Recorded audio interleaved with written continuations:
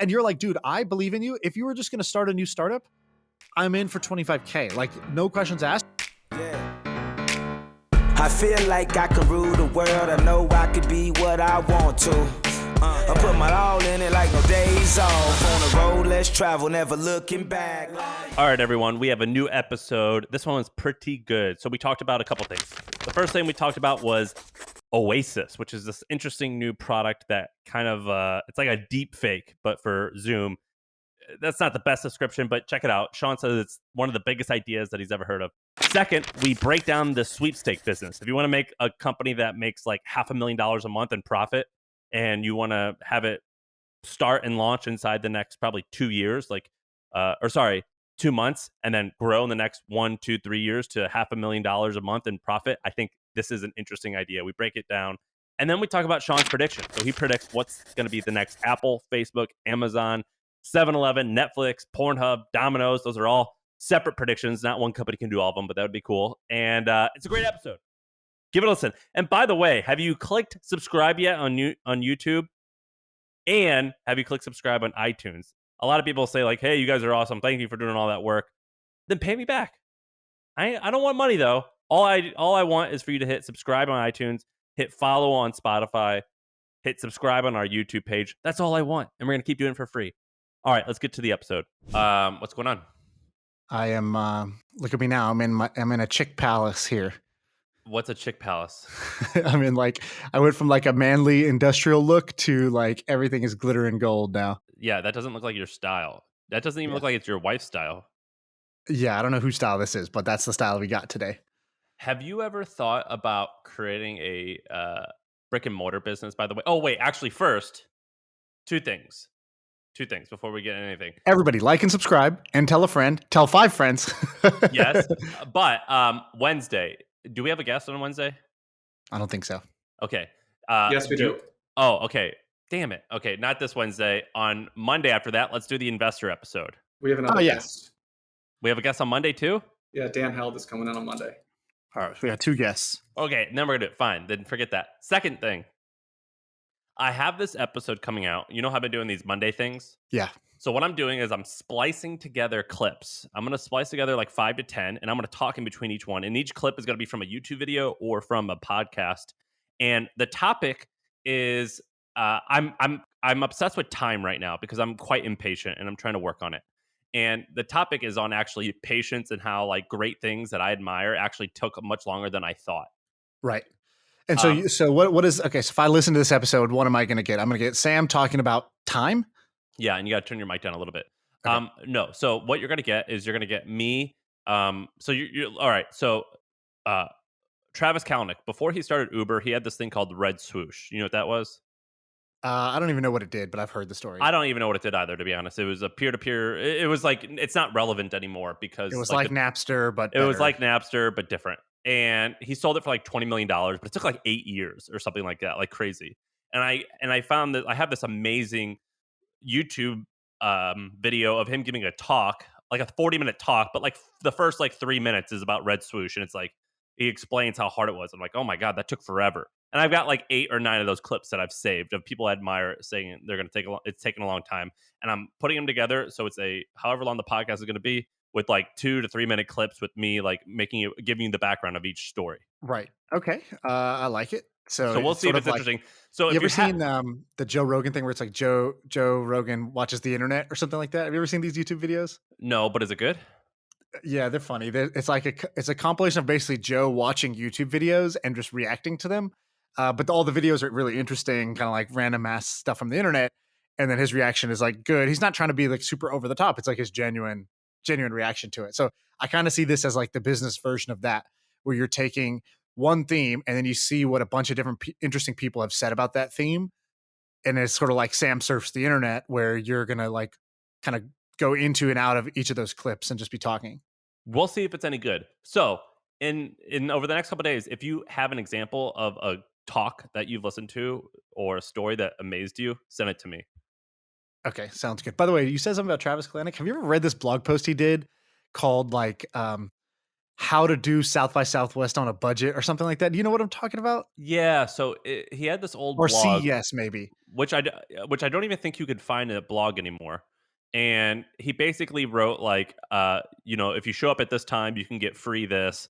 You can get a discounted cab if you do X, Y, and Z. Right. Yeah, like he was like being pretty scrappy and like saving, like pinching pennies, right? Yeah, exactly. I think it was like CES or South by Southwest, and he was basically like, "Yo, if you're going to these things, here's how to do it. Like, here's how to ball out on a budget." And then he had all those little like tips and tricks of like, you don't need to get VIP pass to go here. Just wear like an orange vest, and then you can Yeah, walk yeah, through, or yeah, that type of thing. yeah. He was like scrappy. Yeah. So I was just listening to this podcast, the Theo Vaughn podcast. I don't even know what it's called. I And love he Theo Von. had the founder of Raising Cane's on there. Do you know what Raising Cane's is? Yeah, dude, I've met the founder of Raising Cane's at a random. I was at a table. I was eating lunch one day, and the founder was right next to me. And you just said, "What's up?" Or I mean, Yeah, I was like, "Hey, well, this is kind of like this old." It was a restaurant conference, so it wasn't like super random.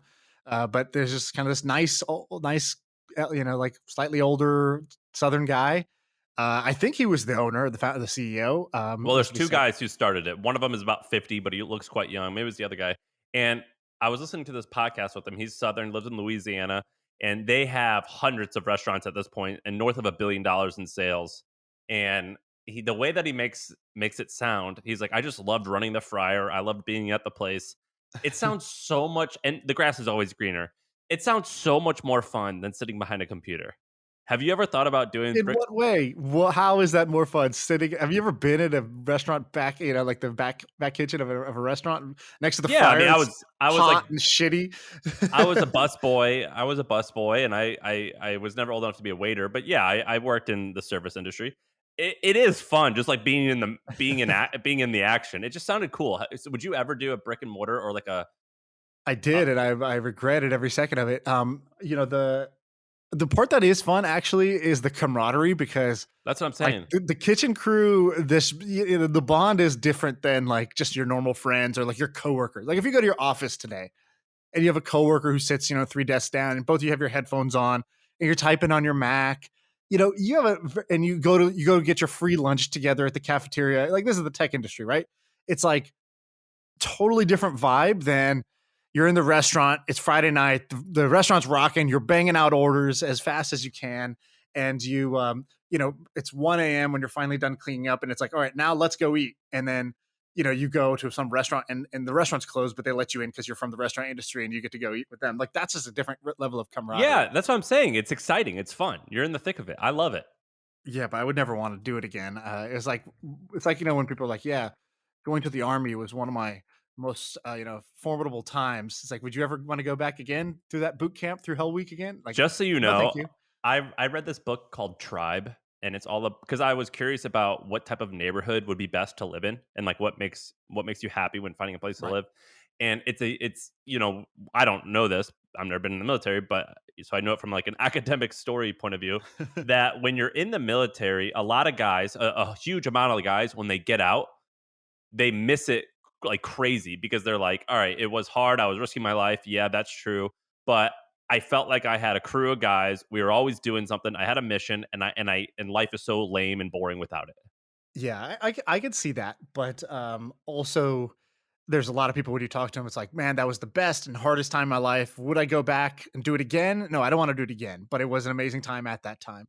And this sort of like when astronauts come back from space is what you're describing. It's like Yeah. they're kind of like, well, now what? I freaking went to the moon. That was my life mission, and now every day seems quite boring and like uneventful and not really having a purpose as I did before. Um, but anyways, I guess like brick and mortar. So what would you want to do if you were doing brick and mortar? I think I could crush I think I could operate a hotel or a restaurant really well. Hospitality. Yeah, I think I could crush that. And maybe I will want to do that one day. But I think I can kill it. I'm looking at buying another house and turning it into a rental. Because I already did it with this one. And I'm seeing one later today. But I think I could crush it. And what? Okay.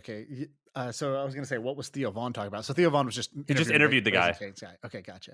All right. Yeah, I wouldn't. I'm more like even with e-commerce, I'm like, this business is great except for all the physical products like right now there's a situation going on where um, I think I forgot what the exact tweet is, but it's sort of like the there's boats are everyone saw that one boat got stuck in the canal, Yeah, and it's what are you like, like oh, feeling? You're like feeling the pain now. well, it's not really that. There's just like another situation where the biggest port in China is backed up, and they're just like there was a COVID outbreak, and so for a week they were operating at 30% capacity, and this is like the biggest throughput like logistics place in the world, and so the knock on effects of that are gonna like last, I don't know, like months basically, and so basically what you're seeing now is that boats couldn't get out on time; they were just idling in the water, and Ryan Peterson, who we're going to have on the pod because he tweeted this out, he goes,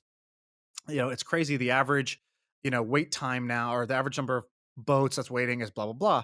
And I asked him, I tweeted back, I said, what's the cost per day of that boat just sitting idle, right? With all this cargo on top and just sitting in the water, not being unloaded. And he did the math. He's like, it's about $1 million a day that, that the shipping company is losing just by being stuck.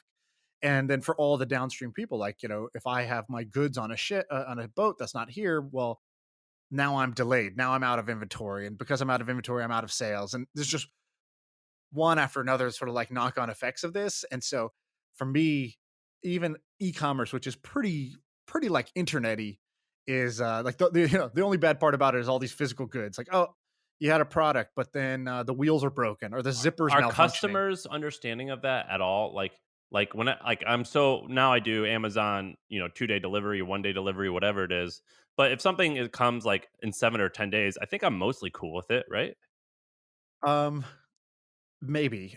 During COVID, people were understanding because it was just like, dude, it's COVID. Like everything is backed up. And if this is not like a mission critical thing, then then I understand. But like people's kind of COVID patience wore off, I think. And also if not everything is backed up, it's just your stuff, then you look really bad. And business, and even if it's not, even if they understand, like you lose sales, and losing like 2 weeks of sales is like pretty devastating for your month's revenue, which is like, pretty bad for your annual revenue when you're operating on like 10-15% EBITDA. And so yeah, by the way, the tweet was 5.5% of the world's container fleet is waiting outside of a port. And then he said, I asked, what is the cost per day to be waiting idle? He goes, one trip, round trip from Asia on one of these shipping boats is 50 million of profit. So every every day that they're sitting out, sitting idle, and it's a 30-day trip. And so, so that's about $1 million That's per crazy. day per ship that's idle. And then I was like, holy shit, these ships make 50 million in profit for a single round trip from Asia. And then, people were replying, people who know about the shipping industry, they're like, yeah, it's crazy. Like the top 10 shipping companies will make like 100 billion in profit this year. But like in the last 10 years, they've lost 100 billion in profit. Like it's a very like Volatile. volatile space based on, volumes and costs and all this stuff. Like right now, a shipping container is twice as much as it was last year, just because supply demand is so out of whack. That's crazy. I'm excited to have him on Yeah. and So and we'll learn nerd about out with that. him about that. So you want to talk about some ideas? We have a bunch here. Where do you want to start? So some of the ideas that I wrote down. So I wrote down two. I think I said I have three. One is Oasis, which I think is one of the biggest startup ideas, most interesting startup ideas out there. Nugs, which is in the fake chicken nugget market, and I have some thoughts around that. And then I have a predictions section where I'm going to predict what the next Facebook, Amazon, Google, and Netflix will look like. And so those are my. Actually, I have another one, but maybe we'll save that one for the next pod. So Let's those are my go. three we could do today. Let's do Oasis giveaway business nugs and predictions. All right, sounds good. So Oasis. So you know what this is, but I think almost everybody, 99% of people listening to this have no idea what this is. So Yeah. let me explain the concept. Or I'll tell the story of how I bumped into this guy. I was on Twitter and I saw this guy, Matt, and he was teasing kind of like, people do this on Twitter where they have like, my stealth thing is kind of coming, or they post a screenshot or like a GIF. It's kind of ambiguous, but it looks interesting. It looks provocative. Or they're just retweeting people. I think this is what I saw. He retweeted our mutual friend Siki, who was like, dude, just got an Oasis demo. Mind blown. This is the future. And so he retweeted that. And I'm like, okay, hook, line, and sinker. Like, tell me about, like, how do I get that demo? I also would like my mind blown. And he's like, all right, yeah, hop in this Zoom. So I hopped into a Zoom and he showed me something that was honestly pretty mind blowing. And what it was he was like, okay, so I'm talking to you on Zoom right now. Here's my face. And but the problem with Zoom is that you always got to look good, and people get nervous about that, and so over 60% of people don't actually turn their camera on in North America because they're self conscious of how they look, and that kind of sucks. So now we're video calling without the video, right? And he's like, so what if instead you could have a representation of you that wasn't like cartoony. It's not like an emoji or an Animoji or whatever the Apple thing is. It literally looks like you. And we'll show a screenshot of this on the screen. If you're watching on our YouTube channel, which is just youtube.com/hustlecon, you'll see the video of this. It's kind of amazing. So the GIF that I want to show is it says, never worry about how you look on camera again. And it's a video of the founder, Matt. He's in the shower holding up his phone. And on the left side is what he actually looks like. It's a dude in the shower. And on the right side is like the digital representation of it. It's him, but he doesn't look like he's in the shower. It looks like him, like in front of a perfect backdrop, just talking, and it's tracking his mouth perfectly. And so I thought, oh, this is kind of amazing. Like if I could be on video without actually having to be on video, if I could kind of like a filter, but if I could just automatically have the best looking version of myself on camera, God, that would save me a lot of time and energy and thought around how I look. And he's like, it gets even better. So not only does it let you do that, you could also show up as a different person. So say you're, a minority, you don't want to be discriminated against. You could show yourself as a tall white male, and nobody would ever know what you actually look like. So this empowers like working pseudonymously, which is something we've talked about. The last thing is like, here's the best bit. This works on like the worst connection phones in the world. I said, well, how do you do that? This seems like pretty high powered. He goes, there's no video being transferred. I said, what? He goes, yeah, it's like a video game. The screen on my side is tracking my face, every pixel of my face, how my lips are moving, my nose, my eyes, etc. And then instead of sending my video across the internet, it just sends how those pixels are moving like a video game. And so then on the other side, it recreates the video just using those pixel coordinates. And so the idea here is that even on really shitty internet, low bandwidth scenarios, you could have awesome looking video, and without you having to like, you could be rolling out of bed and you look like $1 million. So what do you think of this idea? I think it's pretty big. I was pitched this as well, and I passed. Did you pass or no? Yeah, I didn't even really get to, I have a call scheduled with the guy. I just saw the demo. This was months and months ago. It wasn't like in an investable spot at that moment. Or like they weren't raising or something like that. But I'm looking at it now. It does have a high valuation, and it's pretty. It's got a unproven. very high valuation. I don't. Yes. Are we? Is are, I don't. Can Let's we not say it? say. Yeah, Okay. let's not say. It's got a high valuation. And it's like 6 guys working on this. It's pretty wild. And here's here's what I think about this. I think the way that it's set up now is not the way that it could be a huge thing. Okay, tell And me what you mean. so a lot of times when I either invest in stuff or I want to get involved in a project, whether I'm starting it or not, I'm very comfortable taking the leap of faith of saying, this is just how I'm going to start. And I'm very comfortable in saying one of two things. I know how it's going to end, or rather, like, I want to create a massive media company that covers this, this, and this. I'm going to start with an email. I don't know the middle ground, but I'm pretty confident I'm going to figure it out. Or Right. I'm also okay with not even having an ending point of like, I created something cool. It feels We'll see where powerful and this goes. strong. Yeah. I think I could figure it out where to go. And this business, I think, was that second one. So I saw the technology. I played with it. I got the demo, and he basically was talking to me, and I got it. I was like, oh, okay. So like, to me, this is like pretty like unlimited on what the options are. And so the bet I'm having to make is this founder great? And can they figure out exactly how to deploy this technology? And I wasn't sure if it was worth trying to figure out if they could get it. Yeah, well, also the price matters, right? So like, That's why I'm saying, like, you don't want to pay a "I figured it out" price when they haven't figured it out yet, right? You want to pay the "oh, this is cool and promising" price, which should be like 10 times lower. But I get why this has a high valuation, because to me, you see something like Zoom. Zoom is $100 billion company. Zoom is letting you call, do video calls with people all around the internet for business purposes. I think that the future Zoom, like the leapfrog of Zoom, is not Zoom with slightly better features or the recording is better, the audio quality is a little better. It's this is a video call where I don't actually have to be on video, but it looks like I'm on video. Everybody looks great. Everybody's presenting their professional self, regardless of how they actually look at home. And secondly, this works on extremely low bandwidth, shitty internet circumstances because it's not even transferring video, it's just transferring pixel coordinates. That to me is like a leapfrog. And that means what does if Zoom's 100 billion today and somebody built what I believe if you did this, it would be a better Zoom. Um, Obviously, it doesn't have the network effects, doesn't have the brand, doesn't have many things that you need to do to get it big, but it has the magic trick. And I think when you have a magic trick, you can get a lot of users pretty quickly. And the magic trick here is pretty impressive. We were both pretty impressed with the magic But trick. it sounds like we're saying the same thing. But I guess my difference would be I think I know what the endpoint looks like. The endpoint looks like this is how business calls are done. You have your Dude, that's not that professional big. look. Is that big of a market? I Business disagree with calls? you. I don't know, man. If I was this, I'd be using this for movies or for, I actually don't even know what I would use it for, but I can't imagine business calls would be the number one thing. Dude, Zoom is massive. Zoom is like humongous, right? $100 billion company. How much bigger do you want, right? 1 trillion? Okay, you can get to a trillion, but But you're not making Zoom. This is a plug-in for Zoom. I think you could make the new Zoom using this, right? Why would I use Zoom when instead I could use this where I always look like $1,000,000? So already it's better than Zoom. And the second thing is it works better on any internet conditions because it's not transferring heavy video across the wire.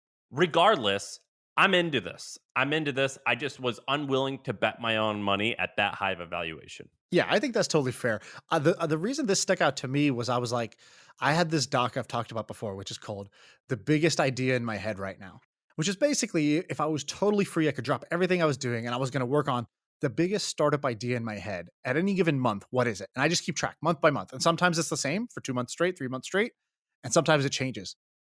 This became the biggest startup idea in my head because I think it's basically taking novel technology, going after a really big market, and it's doing it in a way that is like complete, like the incumbents would have to sort of re-architect their whole shit to be able to do this. I think.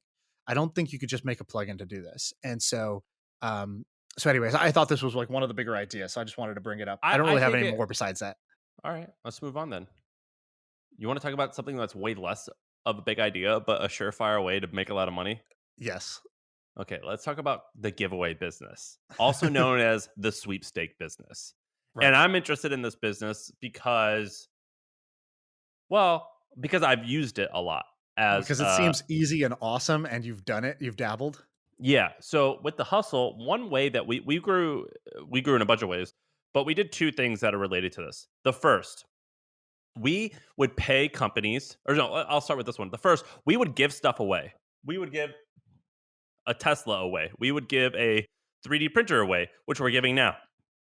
And if you share an email or you get other people to join, like, and they use your unique URL, you get more entries. And if a car costs us $30,000 and we acquire 30,000 emails, that's $1 to acquire an email. That's a really good deal for us because we make, let's say, $10 off every email.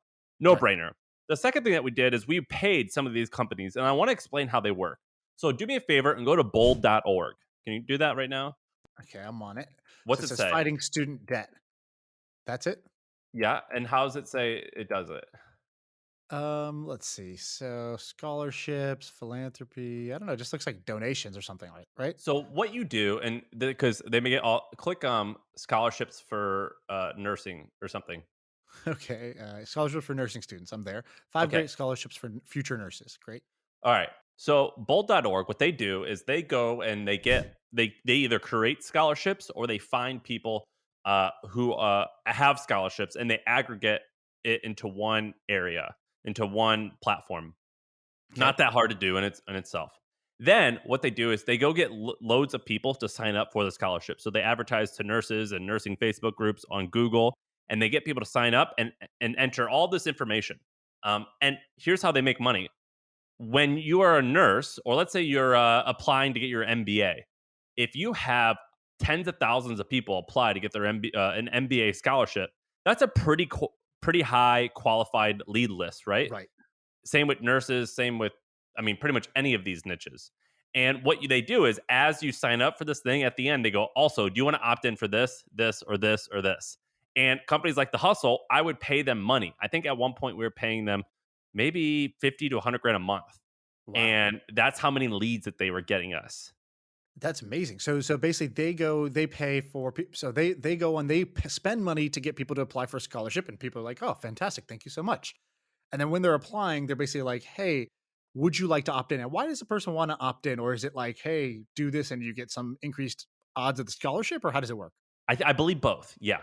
So like they just like show offers that are interesting, and also I believe that it's just like you're automatically in unless you opt out in the flow, and you get more likelihood if you opt into stuff. Dude, how did you even find this? How did you think, "Oh, you know what? I'm going to go," like when you were trying to make the connection between sweepstakes and giveaways, and you were like, "Go to bold.org, this like nonprofit looking, scholarships for nurses in Africa." I was like, "What does this have to do with, how did you even figure out this is how you grow an email list?" So there's a bunch of ways that I know how to do this.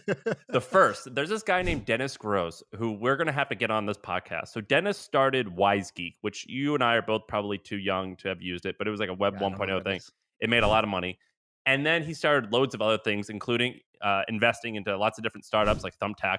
But then he started bestreviews.com. Do you remember that? Or do you know what bestreviews.com is? It No. sold for $160 million to Tribune like 3 or 4 years ago. So this guy named Dennis, he's very, very wealthy, and he started loads of companies, and he stays way below the radar. And he created this thing called Mechanism, which is like an idea lab, except he's like an SEO guru and like a lead gen guru. So he's launched all these companies, and the co-founder of Mechanism is Brendan, who's the founder of TopTal. And I'm friends with both of those guys, and I saw what they're getting into.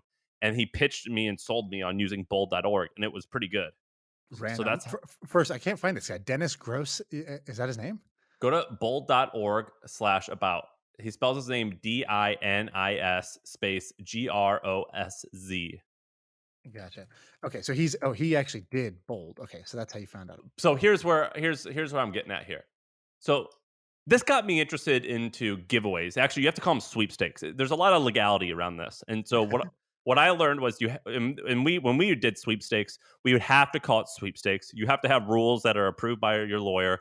And I got And kind of interested. it's like you could buy entries, or if you just mail us this form, we have to let you apply. We have to give you the equivalent entry, right? So it's like There's all types of technicalities. you Yeah. can't make it but pay to play, otherwise it's like a lottery or And you something like that. can't it can't be a lottery. You can't. Now I don't this is just an example. I don't know if this is actually the rule. You can't use the word like free, or Right. you can't do like, there's a bunch of like technicality stuff that you have to follow. But I got very interested in giveaways, and so I did some research on a bunch of them. So there's loads of giveaway businesses. There's three ways that I've seen it work. The first, you buy entries. So I've seen like buythishouse.com, I believe it's Right. called, or buy sanfranciscohome.com, where a company buys a San Francisco house. Then they put ads all over the subway, they put ads all over the billboard, and they sell entries for $100, and it's a raffle. The second way that this business works is you do what Bold did, which is the audience is the product, and you sell their information. Uh, you know those cars that are at malls? Yeah. Okay, so what happens at those businesses is they pay the mall, a marketing company pays the mall a rental fee to use that real estate. Space, right? Yeah. Then loads of people enter their information to join and buy that car. They look at all the leads and names now that they have, the birth date, things like that, and they categorize them, and then they sell them to different companies, and those companies cold call those people to sell them X, Y, and Z. Right. Okay. So the third way that you make money off of this is you can sell merch. And when you sell merch, you get X more entries into the giveaway. And I found this one company that's doing car giveaways. And I got a hold of these financials. And if you're listening to this, actually, the takeaway here is that about this business. But the second takeaway is sign up for brokerage website that Amazing sells. way to learn. Yeah, an amazing way to learn. You go to Quiet Light Brokerage. You go to, what's the name of this one? Yeah, you go to Flippa, Empire Flippers, you Quiet Light Brokerage. You can go to like one of many, all FE International or whatever. There's a whole bunch of places where you can go, and you can basically look at internet businesses. The beauty of it is, if you're on the outside, you're like, dude, I've never actually been inside of a successful business. Never run one, never owned one, never sold one. You can go on here, and it's a great way to get business ideas, because you're just going to see a bunch of businesses you never thought about. Like, oh, these guys sell, it's a D2C diabetes brand. They sell, products for diabetic patients, and they're doing 8 million a year of revenue, 4 million of profit, and here's their top 3 SKUs, and here's how they grow, and here's their P&L, because they're trying to sell their business. So they had to package everything up and make it a book that you can go look at as a buyer. The beauty of the online ones is they don't know if you're a serious buyer or if you're a 21-year-old kid just trying to learn about business. And so I've looked through probably hundreds of these at this point, just to learn, right? So that's like how I feed my business brain is one of the tactics is to go look at businesses that are for sale and read their books. So I was interested in sweepstakes, and it just so happened I saw one for sale, and I went and found this one. So here's a sweepstakes, and what they do, if you Google car sweepstakes, I'm not going to say the name of the company. Very likely, they come up on the top 10 of Google on the front Right. page. So I am just off that. I imagine they're one of the big dogs. Did you Google car I'm doing it giveaway? right now. Yep, I see them. Okay. And the last 12 months revenue was $26,700,000. The last 12 months of net profit was $5.8 million. And in this document that I have, there's like a Q&A where someone's just asking them questions and they explain how it works. And what it works is they have a warehouse and they have like 30 employees, all warehouse workers mostly. And they run ads on, let's just say, we'll say this is for a car one. They run ads and sponsored videos on YouTube car YouTube channels. Mhm. And before the guy shows off his car, he goes, "By the way, this one is sponsored by blank company. They're giving away a car. If you want the car, click the link below." You go to that link and it says, "Great, you're gonna be entered to win this car. By the way, if you buy this sweatshirt for $40, you're gonna get 10 more entries. If you Right. buy this hat, you're gonna get X amount more entries." And so they make a profit off of it's just an Merch. e-commerce store basically. Right. And it's amazing. I mean, I don't think it's actually sketchy. I think that you're kind of preying on vulnerable people a bit. Yeah. And they said that in this document that the person one time, or first of all, the repeat customer rate is 50%. So 50% of people who sign up for one eventually do another. And they have guys that will spend $8,000 on merch in order to get more entries into these cars. Wow. Yeah, it's this is definitely one of those where it's pretty polarizing. You know, some people will say this is shady, this is messed up. I find it fascinating that a business like this even exists. 25 million a year in revenue, 5 million a year in profit, and very very simple business. You know what I mean? Like, and this is what I call like you got to know how internet plumbing works. They're like, oh, okay, I can plug a pipe into YouTube, and that gives me a lead, and then with the lead, I plug that into an e-commerce store, and that gives me this, and then I'll plug into this like sweepstakes law that will allow me to do this legally. And I've seen the same thing, by the way, in the gun space. So people do this for guns, um, Giveaway? giveaway for guns. There's a lot of people who are like really passionate about guns and ammunition and things like that. There's also ones that are so cars, probably the biggest one. There's houses. When I was going to sell my house, it was right when COVID hit, and it was like the worst time to sell a house. And so I looked into could I raffle my house off? And actually, could I get a better price raffling my house? And then there's all these rules against it. Like you got to like basically like churches can do it, and not a lot of other people are allowed to do this. So yeah, so basically there's a lot of these that you wouldn't otherwise expect. And yeah, I've seen somebody doing this with cars at a pretty big scale. And I'm looking at this company now, and But I just should from say, by the way, I have a friend or a friend of a friend who's doing this with cars, and like there was 3 months where they were just like, "Oh my god, this is printing money. This is the best business in the world." And then we checked back in 6 months later, and they're like, "This is such a hard business, dude." It's like and so I think that it's not. It's like many things where it's not as easy as it sounds, and there's also like a thin line of like at some point you can fatigue out your customers, right? You can fatigue out the buyers who get disillusioned that they're not going to win, or you the ad costs go up, and then the business all of a sudden went from working beautifully to kind of upside down. Yeah, okay. So this business, they're doing 6 million nearly in profit, and they're only selling the asking price was $24 million. Right. So they're There's a asking five times right. profit, one times revenue, and there's a reason for that. Five times profit to me is actually quite good for this kind of business. I would think they would want to get way less. And it looks like the only true asset they have is the website, which anyone could copy probably with 10 grand, maybe 40 grand. Then they have a 300,000 person email List, list, and then they have 300,000 SMS subscribers. which is baller. So is that good? Yeah, that's huge. And I bet that works extremely well for this because if it's like basically, hey, look at this amazing car. Do you want it? And you're just sitting there on the bus. It's like, well, I'm not doing anything else right now. Click. and you go enter the giveaway each time, I could see how that hook would work because SMS, you know, SMS gets like an 80% open rate and email gets like an 8% open rate. So it's like, it's, you know, 10 times better. So similar to your thing, I don't really have any ideas for this because I think they're kind of limitless. But I thought it was interesting and I wanted to bring it up because I think this is like a little bit on like the dark side of the internet that not a lot of people know about. And I thought it was crazy fascinating. I don't think it has to be like bold.org, incredibly ethical, straightforward. There's no tricks. I know the guys who run it. I'm a customer of theirs. It's How legit. was the like kind of okay? So somebody's there for Bold. They're trying to get a scholarship, right? They're not thinking about the hustle.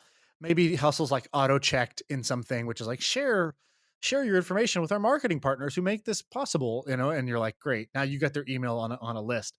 Did you see that they performed Yeah, they well, were or okay. was Yeah, it yeah, yeah. So okay, so let's do the math here. So let's just say that, and all these numbers are I'm making up. hypothetical? Let's just say that I acquire a user from Facebook for 2,000 or $2, and they have a 50% open rate. That means Yep. I'm spending $4. $4 for a 50% open rate, or sorry, $4 for a reader. Yeah. for a reader. And let's just say that like the way that we used to track it is that we knew right away if they read the first 5, the likelihood that they're going to stay for 18 months or whatever it is was very high. Yeah. Okay, so I paid $4 for that 50% person. We have a gold, silver, bronze. That's like internally. So a gold user just costs us $4. Right. Okay. Now let's just say that on bold.org, I've got to get 10 people, but I get those 10 people for $1, and one of them becomes a gold reader. So I just paid $1 for a gold reader. So you get a lot of volume, but you make up for it because it's cheap. Right. Right. And you basically just set your rate with them, or they just have a rate and you have to figure it out. Like, do you say So I'll pay this much per lead, or how does it work? a lot of these companies, the smart guys, they don't have a set rate. They give you a ballpark, and then they first want to hear what's it worth to you, Yeah, of course. and then they try to sell you. They're like, oh, okay, these are worth this to you. Okay, we're gonna set it at this budget, and then what you do is you go out and do it for a month, and then you renegotiate. Yeah, I think this is a fascinating business. I also think that giveaways and sweepstakes are just a useful marketing tool. So even if this is not your business, Oh, by the way, I just went through it. I just went through the funnel while we were talking. yeah, So by getting halfway through the scholarship flow, I earned 50 bold points. And then you can get 5 more bold points for signing up for this. You can get 10 more bold points for doing this. and how big is this Bold thing? Bold.org, like Yeah, the like how big is this business? well, I don't know. I mean, they Seems like never a told pretty me the revenue. I seems like think a pretty baller business. I imagine it's very, very, very. If you told me it made $500,000 to $1 million a month in profit, I wouldn't be surprised. This is like somebody who has a black belt in the internet. They're like, here's what we'll That's do. this guy Dennis, man. This guy Dennis. Feel he's like good, that. feel good story on the front end, dope, lucrative business model on the back end, right? I love this. This is clear. This is an internet black belt. Yeah, it's amazing. It's an amazing thing, and I wanted to. I just had to bring this up because this is one that like this doesn't sound sexy, right? This Not at doesn't all. sound like oh I want to do this when I get older, but it just makes loads and loads of money. Another one is Omaze, OMAZE. Have you heard of that? Yeah. That's So like what? it's like a platform to do raffles and whatnot, right? Yes, but Contests. they act like it's a charity thing. So it's Right. like Snoop Dogg's going to give away a car, and all the money, or like some of the money, goes to charity or something like that. In reality, Omaze gets their cut in the same way that I've just outlined the 3 business models. Yeah. That's fascinating. I feel like we could do an even deeper dive on this because I feel like you just touched on like 10 interesting things that we should probably like. I feel like we should do a separate episode, all like kind of like the deep dive into this sweepstakes giveaways thing. I bet that would go pretty viral, honestly. And I'm going through the bold flow. They ask so many questions, like what's your estimated current annual income? Right. What's your dream? Like what job do you want to have? How much money do you want to make? How many how I mean, they ask so many questions. If I So asked you for money right now, would you say yes? Yes. Okay, great. All so right. like basically what they're doing is they're getting like crazy amounts of quality. It's all Like about building. enriched lists, basically. Yes, and this is crazy. All right, I got another one. Have you seen this company Nugs? Yeah, they changed their name though. Yeah, I think they have like a parent company, and then the product is called Nugs. So the parent company is called Simulate, I think, and that's because they're basically simulating real meat. And so Nugs is it fits into this category of like alt meats or fake meats. So you have Beyond Meat, you have the Impossible Burger, And what Nugs is doing is Nugs What? is chicken No, nuggets. by the way, they changed the product's name is different. What's it called now? Oh, really? It's not I called just Nugs googled anymore? Nugs. I can't even find it. Uh, I think it's still called that. It's Nugs with 2 Gs. No, dude, So it's so called if you go to Simulate. if you go to simulate.com, you'll see the product, and it says the Tesla of chicken. Oh my Okay. god. And so you can see that if you go to go to simulate.com/nugs. So it says the original nugs, $45 for a box, and there's for 2 boxes, and there's 50 pieces per box. So basically $45 for 100 nuggets. And they have 2 flavors. There's original and spicy. and and their landing page is like kind of like cheeky. Like the instead of saying it's good for you, it says kills you slower. That's This is pretty higher in great. protein and lower in fat than animal-based nuggets. You can get this fast. Here you go. Blah blah. So they started as kind of like a D2C brand type of thing, but I think either during COVID or before right before COVID, they switched to basically just selling to retail. And so I saw them because they raised $50 million recently, like a month ago or something like that. And the guy who's behind this is this guy. He's a young guy, Ben Pasternak, and this guy's pretty clever. So he was really young. I think when he was 18 or 19, he had built this app called Monkey. I don't know if you ever saw it. It was kind of chat roulette, but for your iPhone. So you'd get on there, it'd randomly match you in a video chat with somebody else, and then you could like skip to somebody else. And I saw this because I was like, oh, that's kind of clever. Like, I don't think it's gonna work, but like I like the branding. I like that this guy was able to like kind of game the app store chart, so he was climbing the charts, but you could tell this wasn't a sticky product.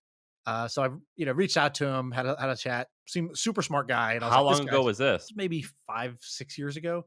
Wow. So he might be 20. I don't know. He might be 21, 22 now. He was like 17 at the time, something like that. I don't know. Somewhere around that range. He was like 17 or 18.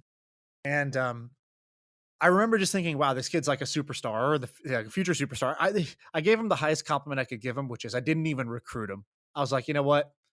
You're better than me. You're ready to just do this on your own. Like, don't even waste the time coming and working inside my thing. Like, if we work together, we build one company. If we're apart, you're going to build 2 companies. But I really like the guy, and it reminded me of this question. So I actually don't even really want to talk about the fake chicken nuggets thing, although good market to be in, I would say. The part that I think was interesting is like, I meet a lot of people like this who are like clearly special, gonna do big things. It it's probably not their first app. Like, it's probably not Monkey, but it's probably Nugs. It's probably their second or third attempt that's gonna hit.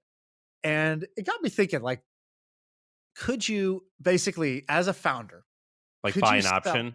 could you buy options? Could you buy future contracts on founders? And what does this mean? So most people, when they think of this, they think ISAs. Oh, it's an income share agreement. I'm not even saying that. I'm saying it's that juicy of a market of founders like this that you could actually just sell the right to invest in my next thing. Yeah. Because otherwise it's hard to even just keep tabs on people. You don't know when they're pivoting, you don't know when they have a new idea, you don't know when they're launching. And you're like, dude, I believe in you. If you were just going to start a new startup, I'm in for 25K. Like, no questions asked, just put me in the pre-seed round, so it's like the lower valuation of the others. So I think I would have paid 10 grand just for the option to invest in this guy's next company over the next 5 years, right? So I think, 10 grand, 25 grand, I think you Dude, could this is a sell to great idea. investors. I think you could sell to investors just the right of first refusal, basically, to invest in my future company. It's not equity. It's not an income share agreement. I don't even have to start another company. But I think real investors would basically have a budget of maybe single digit millions of dollars where they're just placing they're just buying option contracts on like high performers they see in the tech industry to say, hey, next time you start your thing, I get the first dibs at investing. So this is something I'm looking this up. So I think it was either Jerry Seinfeld or Joe Rogan was talking about the 90s in TV, and I believe they were telling a story about Roseanne, and how basically they're like it was the golden age of TV because even though the content nowadays is probably better, but basically if you wrote like an okay script or just a pilot or a screenplay, a a company would pay you $250,000 a year, and the only thing that you had to do was not do it. Like they bought the option, and they'd be like, "Yeah." Sometimes they would just buy the option, and we would never even do it. So I was just getting like $250,000 a year salary for 3 years, and I didn't have to, the roles just don't do anything. Right. It's like a retainer or like kind of like it's almost like an advance on a book deal in a way. And I don't actually know. I know nothing about Hollywood, and I don't know if that still exists. Yeah, of course it does, but I think it was more common then when cable was crushing. But I think this is actually a fantastic idea, and basically it would be like I have the option. Let's see, how would it work? Anytime you raise money or anytime you own more than 50% of a entity, I get first right of refusal. I think it's a really, really great idea. Yeah, like I don't know how the math works exactly, but I can sort of see like it turns entrepreneurship into a job, and it gives you a floor. So let's say, like I think if I did this, I think if I went and I said, "Hey, um, hey, I left my job at Twitch. By the way, I, as of today, officially am Oh, no longer employed. I'm a free man." Um, congratulations. I wasn't sure when we were going to bring that up. Thank you. Yeah, yeah. So if I was basically like, "Hey, I don't know when I'm going to start my next company, but if anybody's interested, here's a place where you could go. Here's a website you can go to, and you can basically buy a future option on being in the pre-seed round. So let's say I'm selling slots for, I don't know, 15K a pop. So 15K for your right to invest in my next round, and I basically sent that to every VC or every seed fund I know. I think I could probably get 10 people to opt into that. They'd say, "Cool, I'll give you 10K I'll give you 15K right now." Easy. And in the next 18 months, I'm going to be thinking about a business. And then when I'm ready, you get the first dips. And, the round might be like a $3 million round and you get to invest in this. And so I get 150K floor to go do my search for my next business. And Oh my gosh, this is great. they get the guaranteed locked in deal flow. And I don't know, maybe I'm underpricing it. Maybe it could be more, or maybe it's an annual thing. I'm not sure, but like I'm pretty sure out of a fund, they would allocate a few $100,000 to placing bets on 25 founders that they're like, yeah, I'll be in your next round. Can you also do this? So, did you pay attention to what happened with the NCAA today? No, what happened? So I wish that you would have because I don't actually know the full details. But Yeah, me neither.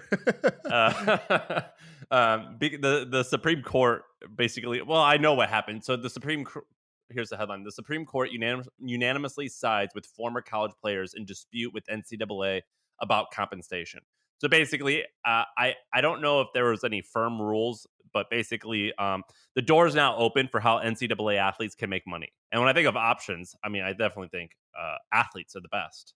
Yes, definitely. So yeah, so basically the thing here's what I'm reading here. It says they unanimously ruled that the current cap on education related benefits such as scholarships, graduate school, musical instruments, tutoring violates federal antitrust laws and must be lifted. So that means that this is just for there was limits on how much you could be compensated for, tuition, room and board, stuff like that. Um, so that's lifted, but it's not yet salaries for athletes, but that's coming because they've also there's also been a rule passed around the athlete themselves being able to monetize their name and likeness. Like, oh, I'm in a college town in North Carolina. Well, the local car dealership can like use my name and face on their ads and I can make money from it. Things like that. That's what's coming. So I think there's definitely a big opportunity there, just in general. Yeah. So So here we future are. We're talking contracts for about future founders. contracts. Yeah, I'm on board. I think it's great. Okay, cool. I don't have anything else to say except great. Last Let's keep topic. it. I want to give you some predictions. All right. So I've been thinking about this, and I think you're bold for doing this, by the way. You're making it very easy to look stupid. well, that's the beauty of predictions. It's like the best predictions. I think most predictions, when you're wrong, people forget, unless you're Scott Galloway. When you're small, you should make predictions because the cost of being wrong is very low, but the cost of being right, all of a sudden, you're the guy who called it. It's like my clubhouse thread. Like as that gets proven right, then it'll be like, oh, he called it. But if I was already big, then if I was wrong, it would be like kind of like everybody would be waiting to rub it in my face. Okay, so let me run you through what I think the next. When did you come up with these? Is this like some Twitter thread you're gonna do? Yeah, I am going to do it as a thread, but I was just one day, so I could see the timestamp on this 11:27 p.m. So this is the type of shit I think about at midnight. And I started typing on my phone. And I said, okay, what's Apple becoming? Because I see Apple's shifting into like health in a pretty big way with these like wearable devices. And so let's just say Apple, which today the core benefit is they give you this ultra personal device, your little personal supercomputer that's going to help you with life. So I don't think the next Apple is a phone company. I think the next Apple the next Apple, which is going to be $1 trillion company that has that gives you kind of like a consumer device. I think it's going to be a healthcare monitor. I think it's going to be something that is going to be measuring what's going on inside your body and feeding that data back to you. And Agreed. so that's my prediction. The next Apple looks like, not a phone company, healthcare monitoring device. Next, Facebook. Okay, Facebook today, people think Facebook is an app. It's a social network. It's where you go right on a news feed or you post photos. I think Facebook, the core of Facebook, the guts of Facebook is basically cameras. It's content sharing. So it's basically photo taking or video taking and sharing with people who you care, who you want to share that stuff with. And that's why Instagram is something they own, WhatsApp, et cetera, et cetera. And so I think the next Facebook is not going to be an app. It's not going to be another social network. It's going to be some kind of hands-free, always on camera. So it's going to be something you wear, either glasses or a lapel or a fucking drone that's floating above you at all times. I don't know what it is. Probably glasses because it's at your eye level. And it's going to be basically like a super memory. So it's going to let you capture photos and videos of whatever you're looking at, hands-free and instantaneously. And then once you've captured it, be able to share that or save that as like a super memory for yourself or with any friends. And so I think anybody who's trying to create the next Facebook, you're not creating an app where you add friends. You should be creating a hands-free camera that makes it way easier to capture content, and you'll bypass Facebook altogether because that place where you capture content will just be for sharing. Similar to the way Snapchat attacked Facebook. Snapchat made an app that when you open it, the camera's on right away, and you take the photo first, and then you just share that photo with somebody. So they skipped the whole Facebook process. So I think that's what the next Facebook is, a hands-free, always on camera. Next, Amazon. This one's stolen from Mark Laurie. Next, Amazon. So Amazon, a place to shop. It's not going to be a website where you type in a word and then you get 5,000 images as a result, and then you got to sort through them. The next Amazon is conversational shopping in your house. It's just saying what you need and having something go get it for you. So basically it's just saying, hey, we need more pee pads for the dog. And it says, you want the same ones as last time? I say yes. And then it's boom, it's ordered, right? I didn't have to type anything in, didn't have to enter a credit card. It's all on file. And it's just a hands-free voice assistant that helps me shop for things. And when I don't know what it is, I could say, hey, I need the best camera for my webcam. And it could say something like, do you want the ones that most of the YouTubers use? Do you want the ones your friends bought the most? Or do you want the one that's the best value or the highest price? And I'm like, what do my friends have? Sam has this one. Would you like to ask him how it is? Yes. It asks Sam, and then Sam says it's amazing, and then I buy the thing, right? Conversational commerce, something like that. That's the future. That's the next Amazon. Next, Netflix. Okay. Netflix. Wait, you skipped over 7-Eleven. Oh, I'm going to do 7-Eleven too. Okay, 7-Eleven. Right. The next 7-Eleven, what is 7-Eleven? It's a corner store that has it's a little local convenience store. This one's easy. This one is, it's a cloud corner store, so you don't need a real location. It's just going to be 500 square feet that's within 1 mile of you. It might be in this back alley place. It doesn't need a good location, and it's going to deliver to you with small, lightweight drones. So small little carrier drone going to bring you something within 15 minutes of ordering. No human being involved, and the whole 500 square foot place doesn't need good real estate and is going to be automated so that, when I push the button to order it, there's no human being in the place. It just pops out like a vending machine. The drone takes it straight to me, and it lands on a little landing pad that I have in my front lawn for drone deliveries. And as soon as it's there, I go outside, I pick it up. Okay. And then keep going. I'm just listening. I think this is fascinating. I'm taking notes. I'm gonna tweet this just like as you're talking. So I'm gonna steal your cloud. You're gonna steal my thread. Okay, great. All right. The next Netflix, next Netflix, I think is gonna be one of two things. One is it's either in VR and it's more like it's a hybrid. It feels like a game. So you put the headset on, you enter the world, and then you walk around and you sort of experience a movie.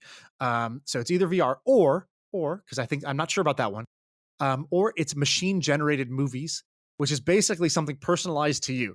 So right now, a movie is like a really specific story that gets filmed, edited, produced, has actors, blah, blah, blah. I think you might be able to just sit down and be like, I want something that's like Breaking Bad, but with casinos. And then it just generates, cool. It just machine generates a movie for you based off of, basically it's like a mashup. And you've seen this with music. So Google released this thing called Composer or whatever. It's like this AI that basically writes classical music that sounds like it's made by Bach and Mozart. And it's basically it's just taking all the stuff that exists out there. It studies it.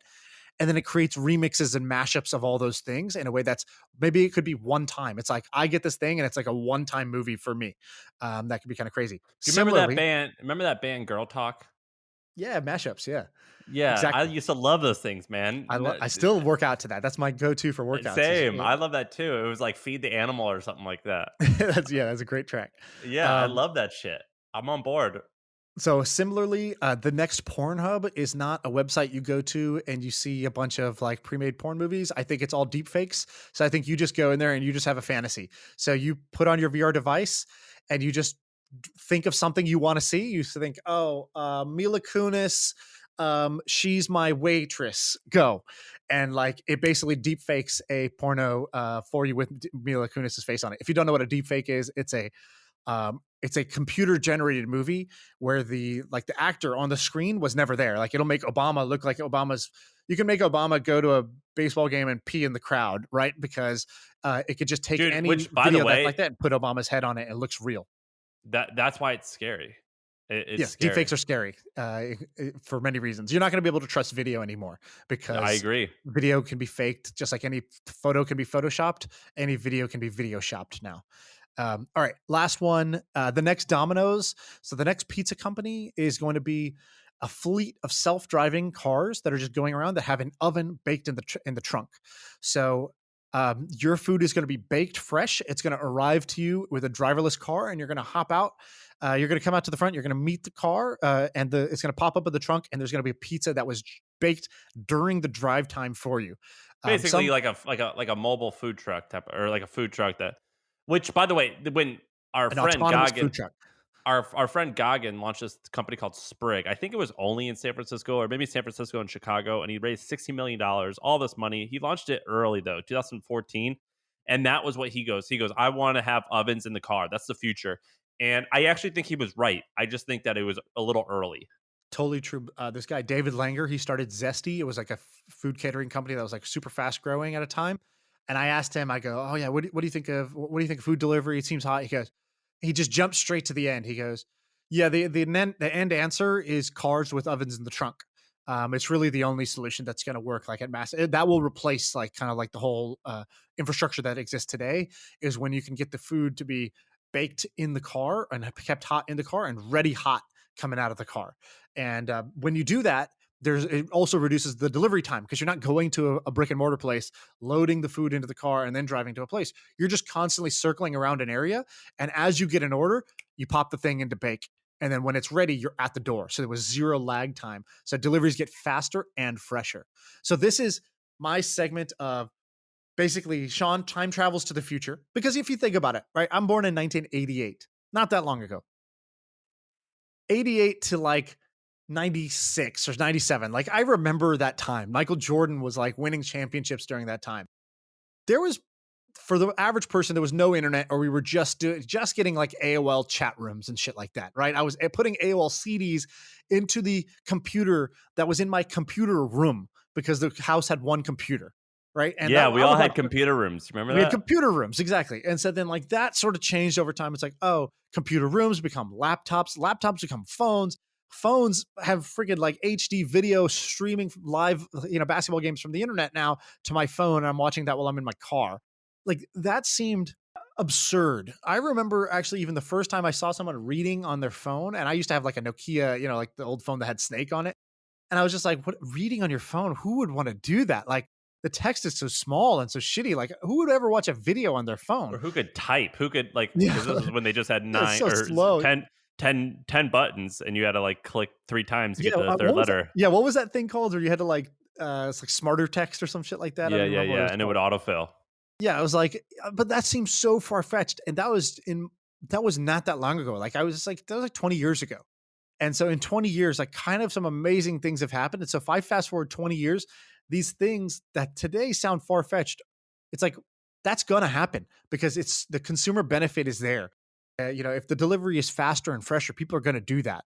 Right. If shopping gets easier and I don't have to search and read and be at a computer, I just say what I want when I want it and I get it. Like, I get it in less than an hour. That was the part I forgot to say. It was that Prime 2-day delivery is going to seem like incredibly slow. Like ordering everything from Amazon is going to be just as fast today ordering DoorDash is going to be. So it'll be here in 45 minutes. Oh, you need an HDMI cable?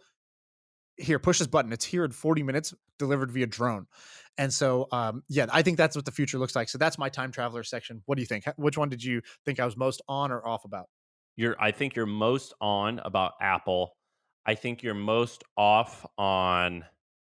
So I gave you Facebook, the hands-free camera, always I'm on looking camera. at it now. Yeah, I have all the notes. I think you're on about Apple. I think Amazon, you're not totally right. Facebook was what was Facebook? The hands-free, always on camera, instant capture of anything that's going on in your world. You don't need. Yeah, to I think you're find your wrong phone, actually open the about app, that. capture. I think there's a world where we go in reverse and we get less tech driven and people want less contact with people. I think it could go the other way. So I think you're wrong about that. I think you're totally right about Apple. 7-Eleven, I think you're right. Netflix, I actually think you're right. Pornhub, I think you're right. Domino's, I think you're right.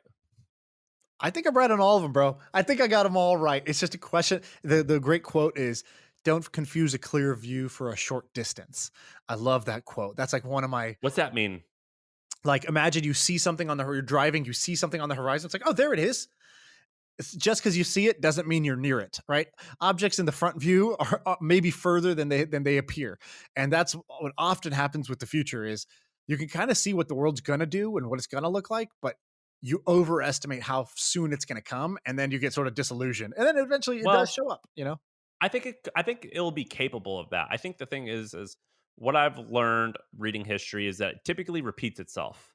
Or like what's old becomes new and what's new becomes old, and it goes back and forth. And when now that people our age and a little bit younger are always connected, I think it's going to go the opposite, that they're going to want a less connection.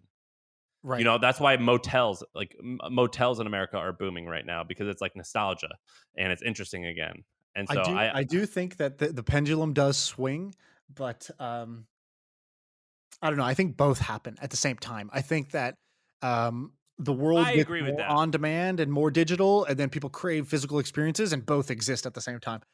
It's sort of like the clear view short distance thing. A great example of this is like Webvan, year 2000. It's like, oh, grocery delivery online. What if you could buy your groceries online instead of through a store? And then it like gets all this hype, and then it crashes. And then for like 20 years, nobody really touches this. Nobody really tries this again.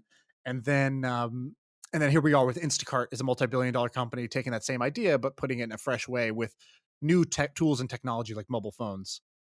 Yeah, I'm on board with a lot of that. All right. We should call it here. And yeah. All right. That's the end of the episode. Yeah. I feel like I can rule the world. I know I could be what I want to. I put my all in it like no days off. On the road, let's travel, never looking back.